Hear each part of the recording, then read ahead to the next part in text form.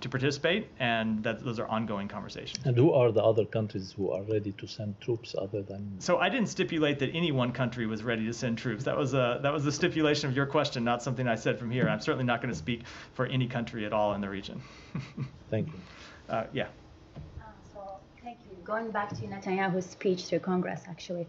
So Prime Minister said specifically with regards to Rafah, and I quote, practically no civilians killed in Rafah, and it got actually standing ovation from US Congress. And you hear, I know it's different branches, State Department and Congress, and you hear acknowledging thousands of civilians, innocent civilians were killed by this as a result of this military campaign. So I'm wondering, do you think your statements here and that Congress's reaction to Netanyahu's remarks, and it was a false claim verifiable by various respectable news organizations, including ones in the United States, sending maybe conflicting messages to the rest of the world with regards to what US really wants and how it approaches to this conflict? So again, we don't speak for Congress. Yeah. And Congress doesn't speak for us. Mm-hmm. And I hope most people around the world would understand that and understand that we are a big democracy with people with a host of different views from all sides of the political spectrum.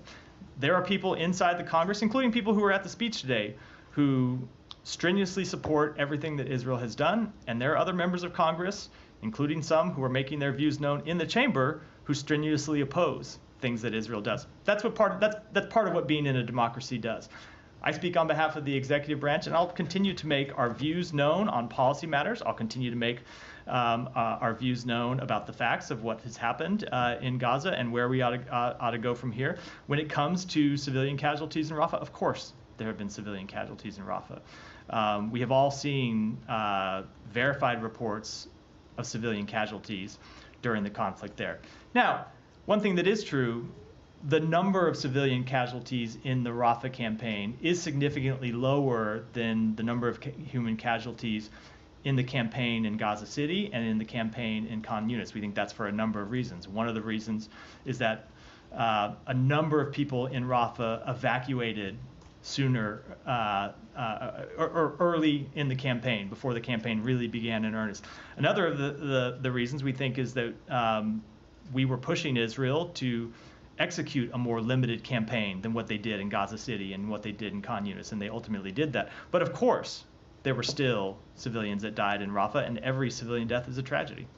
And I understand you're speaking on behalf of the United States. So should when you are saying we are a big democracy, different branches, so Congress's reaction to Netanyahu's speech, doesn't that represent what the United States want with regards to what Israel wants in that conflict? There are 535 members of Congress. They don't all have the same view. And each one of them has a vote and has a voice in what Congress does. And some of them share the views of the administration. Some of them don't, to put matters lightly. And they have all sorts of different views. So people, I think, when making assessments about what the United States believes, they got to look at, when you want to make an assessment about what the executive branch believes, you can look at what the president says, the secretary says, and what I say. When you want to look to what Congress believes, you have to look at what they say, but ultimately how they vote. Yeah, thank you. Because I wanted to ask, because Turkish Foreign Minister just harshly criticized the U.S. Congress's reaction to Netanyahu. I wonder, since the ceasefire talks are ongoing, I wonder whether, do you find those maybe false claims made by Netanyahu towards Congress somehow troubling with regards to ceasefire talks? I don't assess that anything the Prime Minister said yesterday is going to have an impact on the ceasefire talks one way or the other. Thank you. Alex, go ahead. Thank you, Mike. I have several topics, but before that, let me follow up on the Masa Act, which just said, which is about sanctioning Iranian leadership for gross human rights violations. The other day, in response to Michelle's question, in fact, on different occasions, you said that you believe Iranian supreme leader is in charge of decision-making process. Do you have any doubt in your mind that Iranian leaders are responsible for the king of Masa and others? Obviously, the government of Iran is responsible for all the actions that the regime takes. Then why is the U.S. government so reluctant to impose human rights sanctions on Iranian supreme leader? Alex, I love you and I have often tangled over this question when we've talked about it in the context of Russia, where you will often seize on one particular action that you wish that the United States would take and ignore the vast sea of other actions that we have taken. When it comes to Iran, we have imposed over 600 sanctions and export controls for Iran's behavior across a wide range of areas, including their support for terrorism, including their hostile actions to their neighbors, and of course, including for their brutal crackdown on human rights at home. And I think you can expect to see us continue to take those actions. But as you've also heard me say before, I'm never going to engage with you on one specific proposed sanction because we don't preview those in advance for, I think, very good reasons. I mean, so it's not me, it's the law of the land. You know, the US Congress is asking the US government to take this action. Moving to Russia and Ukraine. So Romania has confirmed that more Russian drones showed up in its airspace. 3 Shahed only from last night. Does this require decisive action or response from NATO? So I'm not going to speak to that matter, only because there is still an ongoing investigation into what exactly happened and how it might happen, how it might have happened, and I think it's not appropriate for me to comment on it in advance. But obviously, we fully support all of our NATO allies. The president has made that clear from the outset of this conflict and from the outset of the administration. Is there any discussion going behind the scene between the allies? And I'm never going to talk about private discussions. Alex, I'm going to move on only because I got to leave in I have to leave in 9 minutes. I see a number of people with their hands up. Go ahead. Thank you so much.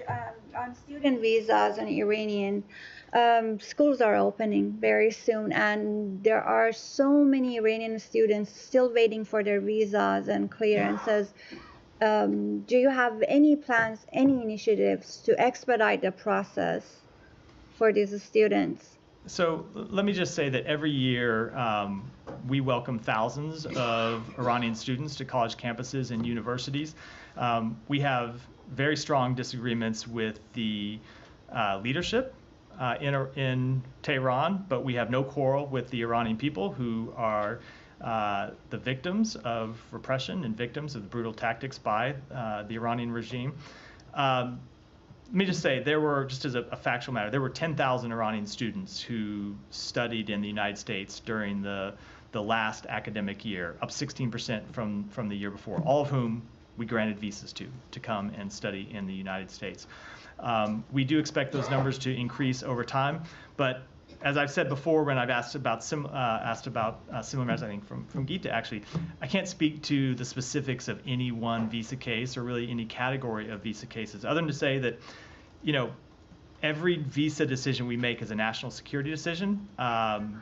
Every prospective traveler has to go through it wasn't cited this time. Somebody's displaying their Google directions to get the hell out of here. I don't know who that is. Every visa applicant has to undergo extensive security screening. We take that incredibly seriously. We go through a thorough process before granting visas to individual, but we think it's important to grant those visas as expeditiously as possible. And I think that's been shown by the fact that we have granted so many visas to Iranian students, a number that has increased, as I said, from the 2 years ago to the previous year, and we expect to continue to increase. So, but the State Department is precisely in charge of this. You don't have any plans specifically for Iranian students so that they won't miss the deadlines? So as I just said, we have already seen let me say it a different way.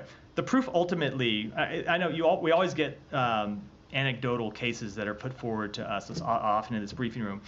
But the proof ultimately of how we're doing when it comes to looking at any matter can be in the data. And when you look at the data here, it shows that the number of students who have received visas from Iran has increased. And we expect it to continue to increase. Now, of course, that doesn't mean that every visa gets approved. And it certainly doesn't mean that every visa gets approved quickly, because sometimes they're just harder questions that we have to answer in doing our screening.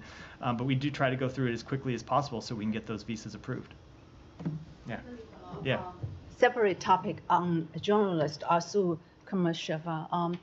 Has her conviction brought the State Department closer to designating her as wrongfully detained?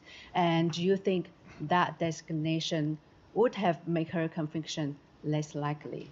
So first of all, it just has not been our experience in watching what Russia does that a wrongful determination, or I'm sorry, a wrongful detention determination has any impact on the decisions that they make to charge and ultimately convict people. That's to answer the second part of the question. With respect to the determination itself, all I can say is that's a decision that it's a determination that remains ongoing inside the State Department. But that this is a case that we take incredibly seriously. The Secretary himself is engaged on this case, and it takes it incredibly seriously, and we want to see her released. And the second question, quickly, with President Biden saying that he's not seeking re-election, and with the two campaigns to replace him that seems to have different world views, how much should the United States be worried that its international adversaries are taking advantage of the perceived weakness between now and January? So I would certainly, just as a message to any of those adversaries, that if they at all are thinking of taking advantage of the upcoming political transition in the United States, which is still 6 months away, they should think again, and they should be disabused of the notion that we are anything but focused on the national security challenges that the country faces, and that includes responding to our adversaries when appropriate. The president has made incredibly clear to the secretary and the rest of the national security team that he expects them to be focused for this next 6 months, that he expects them to advance the foreign policy objectives that he laid out from the outset of the administration and that we have put into place over the course of the last 3.5 years. He wants them to continue to try to advance those objectives over the next 6 months, and that he doesn't want anyone to take their eye off the ball at all, and I can guarantee you that we will not. Yeah. On Sudan, the RSF has said it will participate in the talks in Switzerland in August. Have you gotten any response from the staff? I do not have any update. As far as I'm aware, we have not yet gotten a response from the SAF.